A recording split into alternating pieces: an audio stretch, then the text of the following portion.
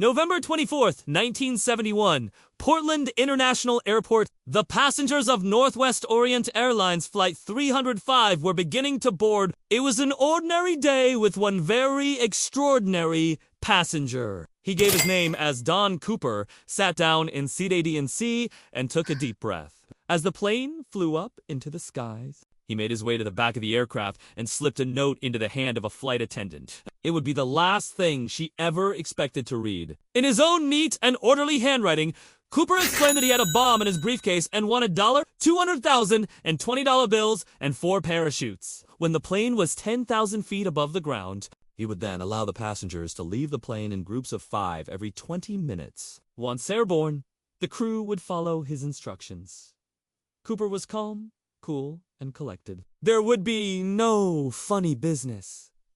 At least that was what he hoped. After some time, the pilot turned on the radio and calmly announced that they were making an emergency landing in Seattle. At this point, Cooper was given $150,000 in ransom money, but refused to budge on his other requests. As the passengers disembarked in Seattle, Cooper made sure to keep a watchful eye on proceedings. He knew exactly what he wanted and would take no prisoners. With the passengers gone, he settled back in his seat for the next leg of the journey. Minutes after takeoff, he opened the rear exit door and leaped into the dark. His 4 parachutes billowing behind him, the only sound being the wind as he drifted through the darkness above rural Washington state. And that is where the mystery remains even to this day.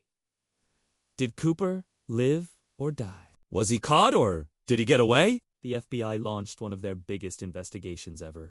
Code-named Noria. They combed through every last piece of evidence, but it wasn't enough to build a solid case. The pressure was on and the clock was ticking. They had 18 separate teams searching for Cooper across a 5,000 square mile area, but the elements were against them. Storms raged throughout the region, hampering visibility and grounding aircraft. It made airdrops impossible. Despite this, the team managed to drop thousands of leaflets over the area where Cooper was believed to have landed. But there was still no sign of the mysterious hijacker. Cooper had made one very big mistake. However, he didn't know that the FBI had access to the serial numbers of the ransom money. Over time, one of these bills was discovered by a young boy playing baseball in the summer of 1980. It had become stuck to the base of a tree and had been water damaged. Though when the FBI came to investigate, it found nothing else and no trace of Cooper. That is why this case remains officially unsolved. He may have met with foul play, but another possibility is that he got away. Only time will tell the true story behind the unforgettable heist of D.B. Cooper. It has been almost 50 years since Don Cooper jumped out of that plane into the stormy skies above Washington state. A half-century and still no answers. Why did he do what he did? What was his endgame? Where did he go after he parachuted out of the plane?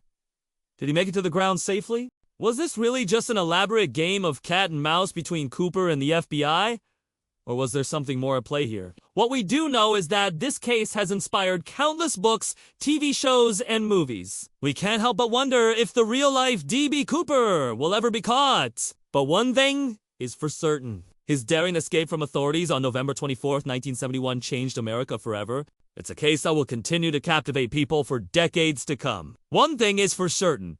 The man known as Dan Cooper certainly left his mark on the world. Whether he lived or died, whether he got away or not, one thing is for certain. His story will live on forever in the annals of history.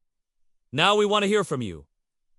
What do you think happened to D.B. Cooper? Share your thoughts below. And remember to stay tuned for more videos. Thanks for watching.